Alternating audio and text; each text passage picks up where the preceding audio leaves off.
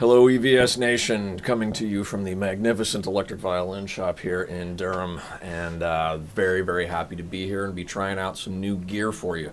We have one of the most fun, most nastiester type pedals on the market today. We are going to be doing, diving into the plasma pedal a little bit. So looking forward to it. Let's get her going. So, the plasma pedal by Gamechanger Audio.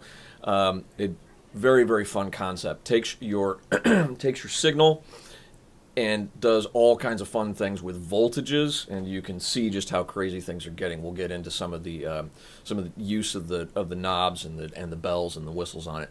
But it takes your sound and gives you.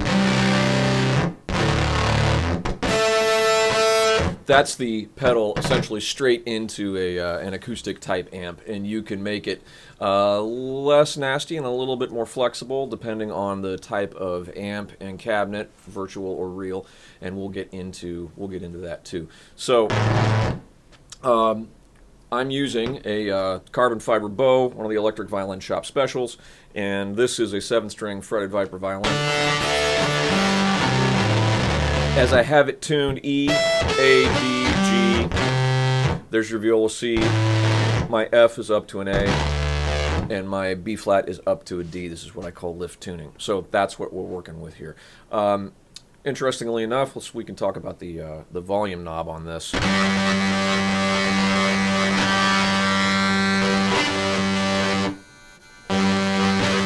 I suppose it has something to do with the very high voltages to which your signal is being subjected on the inside of the pedal, but the volume knob makes very, very little difference on this. So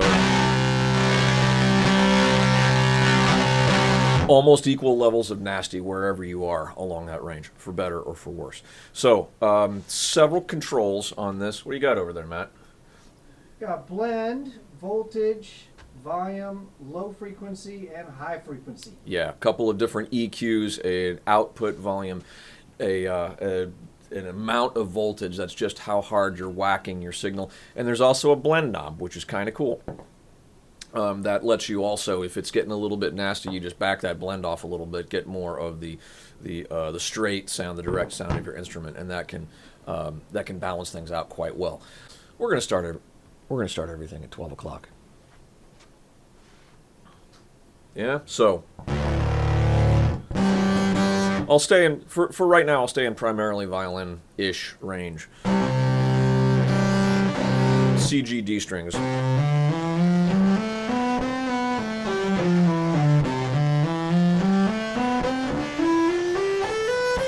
Okay, A string, fine.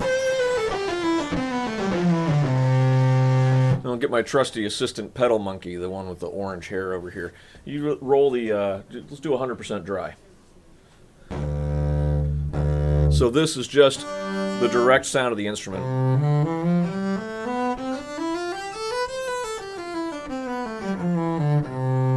Okay, back to 12, please.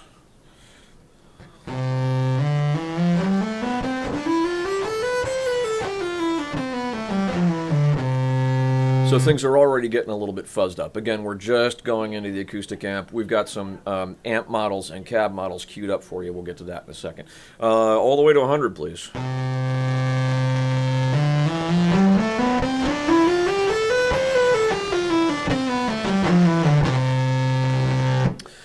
Got the laptop open and I can see what's happening to the waveform. I can tell that those spikes are getting out there. Things are starting to get a little bit nasty. So.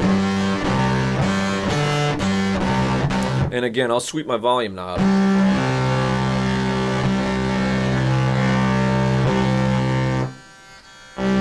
There's a little bit of cleanup, but not much until you get to the hard cut. We're 100% wet now? Yes. Okay, let's back off to maybe like 2 o'clock, please.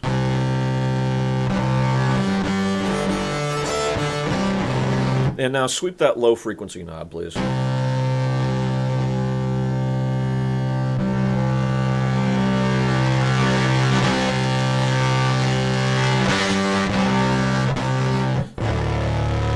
This is when it starts to get a little fun. Can get positively boomy. Okay, how about now that high frequency?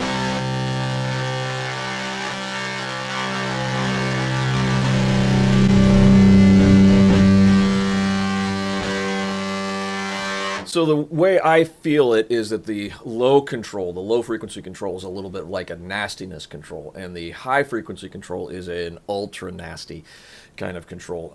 It feels a little bit like the treble controls on most Mesa amps. They're almost like a second gain once you get beyond just a little bit of treble type sweetening. Let's output volume is output volume. Let's see just how nasty the actual voltage control sweep gets.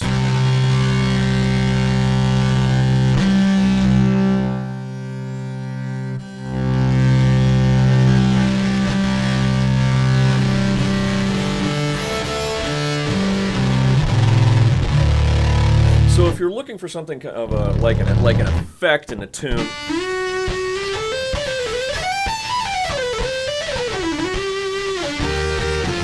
and you want something that's total lo-fi and even sludgy, but that's probably not your sound for the whole show, right?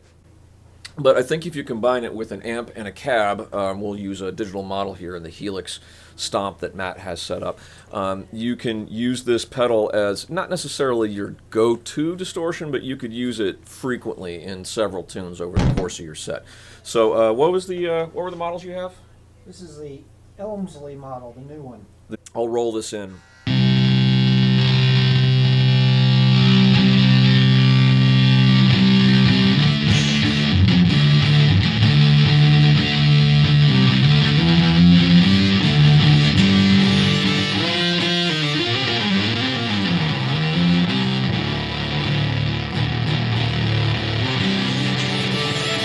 So as they do, cabinet speakers, real or emulated, do a lot of rounding off of that signal. This is something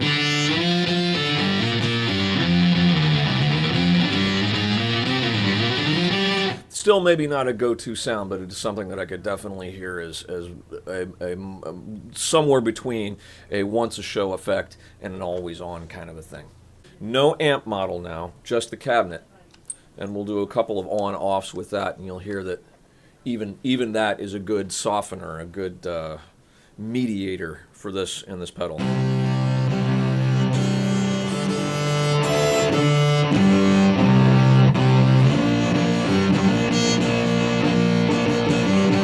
Now it's darker, almost muffled.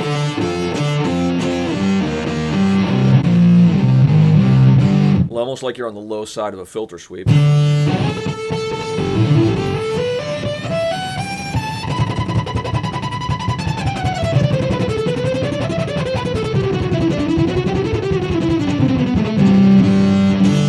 Forgot about that. The response on the pedal is tight. You've got the instantaneous plasmification of your signal. So this is the after with the cabinet model. Let's hear the before without the cabinet model. So this is once an album nasty. You put the cabinet back in. And this is a usable nasty. This pedal's a lot of fun. We're going to sweep through some different cabs. Matt is the one with his face right up in front of the speaker, so he'll stop when he finds something that he really likes.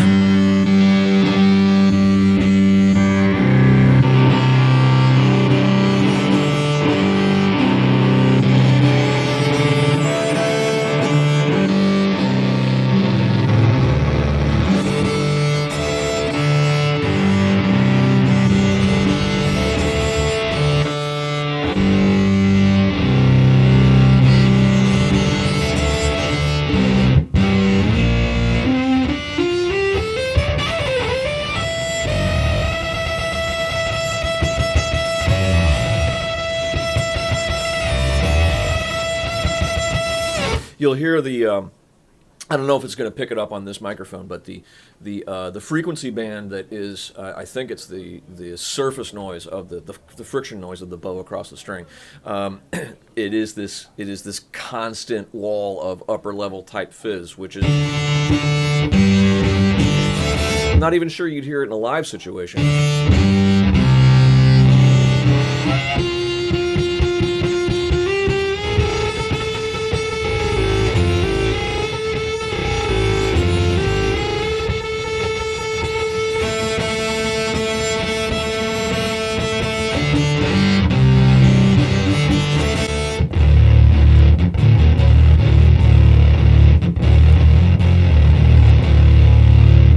is that? It's a 112. It's a single 12. Does it say the type of speaker? Grammatico. Grammatico.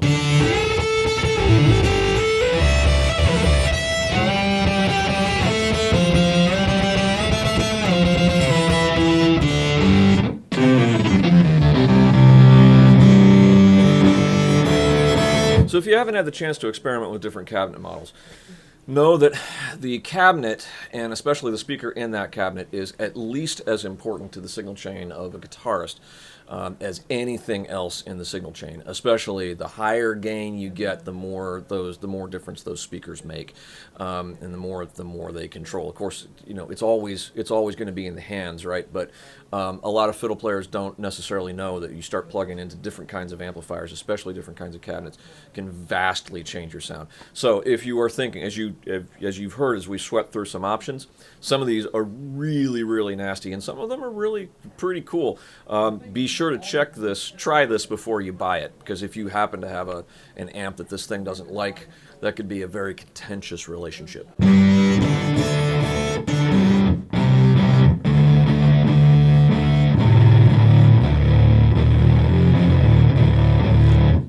Better 212 matchless there. 212 matchless. Better yet, steal this thing from your guitarist buddy. Yeah, just steal it and then use it on the album, and then maybe you give it back and maybe you won't. There's a 412 Cali. 412. This is probably the Mesa.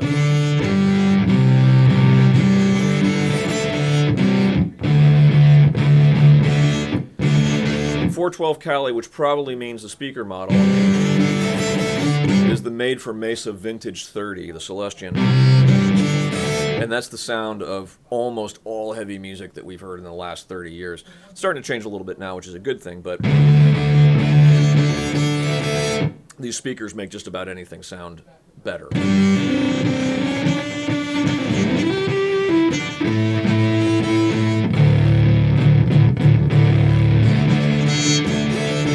So there's a good amount of the aggression without too much of that top-end fizz. Not too many of the ice picks. It's good. Final thoughts.